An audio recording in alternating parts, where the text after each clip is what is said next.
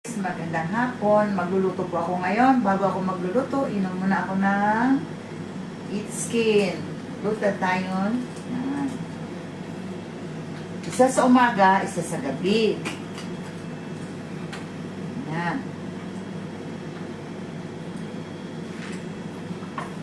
After nito, magluluto ako ng atay ng manok. Medyo ano na yung kulay niya, guys, kasi yan, nugasan ko muna siya ng lemon.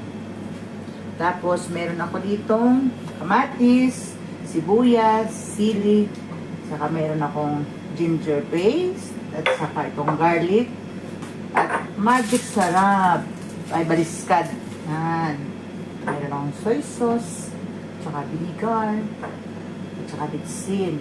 Yan. So, magsa-start na ako ngayon, guys. Unahin ko muna yung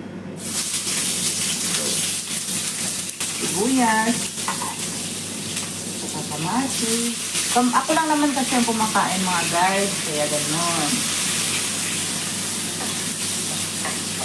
Yan. So, thank you for watching, guys. And salamat sa panonood. And mayroon akong YouTube channel, Mera Flor Serna.